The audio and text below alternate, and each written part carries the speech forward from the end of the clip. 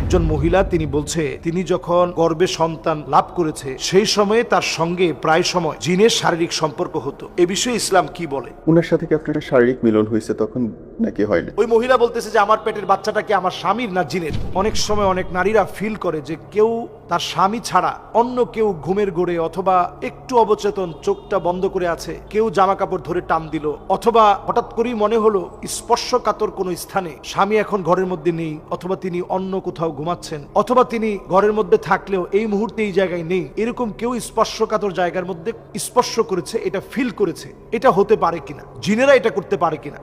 হ্যাঁ, এক্ষেত্রে এটা 100% সত্য, জিনেরা এটা করতে পারে। এবং জিনদের মধ্যে যারা দুষ্ট প্রকৃতির তারা মহিলাদেরকে খুব খেয়াল রাখে যে মহিলারা যখন চুল ছেড়ে ঘুমায়, এটা খুব ভালোভাবে আমাদের খেয়াল করা উচিত। একেবারে আপনি যখন চুলগুলো ছেড়ে ঘুমাচ্ছেন, মাছের হাড় কাটা অথবা মুরগির হাড় এগুলা সব আপনি ফেলে দিলেন পানির মধ্যে ফেলে দেওয়ার পর আপনি এবার যখন জিনের খাবারের মধ্যে আপনি পানি ঢেলে দিলেন, সে যখন খেতে পারলো না, পকারান্তরে সে আপনার ক্ষতি করার চেষ্টা করবে। খুব স্বাভাবিকভাবেই জিন আপনার ক্ষতি করবে। এই যখন ক্ষতি করার চেষ্টা করবে, ধরেন অনেক সময় স্বামী কাজটা করেছে, পানি ঢেলে দিয়েছে, জিনের কাছে খুব খারাপ লাগলো, বিরক্ত লাগলো যে আমার খাবারটা নষ্ট করলো। স্বামী আবার ওই দিন সুন্দরভাবে ফজরের নামাজের পরে সূরা ইখলাস পড়েছে, ফালাক পড়েছে, নাস পড়েছে, এরকম 3 বার পরে শরীরটাকে বন্ধ করে নিয়েছে। কিন্তু স্ত্রী তিনি এখন হায়েজা অবস্থায় আছে, অসুস্থ অবস্থায় আছে, তিনি কিছুই পড়তে পারে নাই। চুলগুলো একেবারে খোলা মেলা রেখে সতরটা অনেকটা বের করা, কারণ মহিলাদের ঘরের ভিতরে তো স্বামীর সামনে অনেক ধরনের পোশাক পরা যায়, কিন্তু আপনি এই জাতীয় পোশাক পরে রাখলেন। একদিকে আপনি হায়েজা অসুস্থ অবস্থায় আছেন,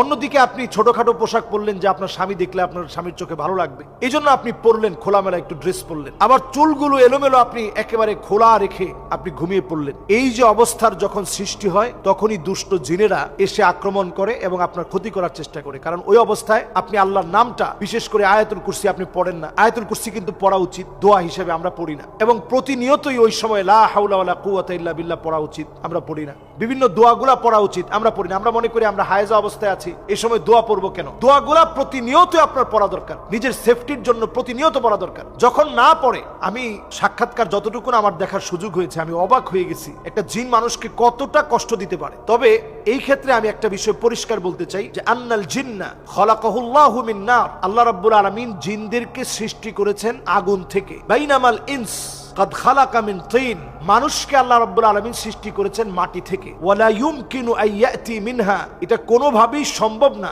আইয়াতি মিনহুমা খালকান তাজতামিউ ফীহি সিফাতুল ইনস ওয়াল জিন, এরকম কোন সন্তান জন্ম নিবে না যার মধ্যে মানুষ এবং জিনের উভয়ের কিছু বৈশিষ্ট্য ঢুকে গেছে, এরকম কোন বাচ্চা জন্ম নিবে না। এজন্য আমি ওই বোনকেও জানাতে চাই, যিনি এই এপিসোডটা ছেড়েছেন, তাকেও জানাতে চাই এবং দর্শকদেরকেও এটা শুনিয়ে দিতে চাই যে আপনার গর্ভে যে বাচ্চা, ওই মহিলা বলতেছে যে আমার পেটের বাচ্চাটা কি আমার স্বামীর না জিনের। জিনের পক্ষ থেকে বাচ্চা হওয়া এটা একেবারে অসম্ভব। কারণ আল্লাহ রাব্বুল আলামিন আমাদেরকে সৃষ্টি করেছেন মাটি থেকে, জিনদেরকে সৃষ্টি করেছেন আল্লাহ রাব্বুল আলামিন আগুন থেকে। দুয়ের মধ্যে অনেক সময় স্পর্শ হতে পারে, সে আপনার স্পর্শকাতর জায়গার মধ্যে ক্ষতি করার জন্য, নানাভাবে আপনাকে ডিস্টার্ব করার জন্য, ব্যথিত করার জন্য হাত দিতে পারে, স্পর্শ করতে পারে। এতে করে আপনি ঘুমের মধ্য থেকে যখন জাগ্রত হলেন, স্বাভাবিকভাবে কিছু দৃশ্য আপনার কাছে এমন মনে হতে পারে যে কিছু একটা হয়েছে, অথবা সে অন্য কোনোভাবে তার নিজস্ব মধ্য দিয়ে নিজের যৌন চাহিদা চরিতার্থ করতে পারে ভিন্নভাবে। আপনি ঘুম থেকে উঠে দেখলেন আপনার চারপাশে কিছু আলামত, কিছু দৃশ্য দেখে আপনি মনে করলেন যে মনে হয় আমার সাথে শারীরিক একটা সম্পর্ক হয়েছে। আসলে কোনো শারীরিক সম্পর্ক জিন এবং মানুষের ভিতরে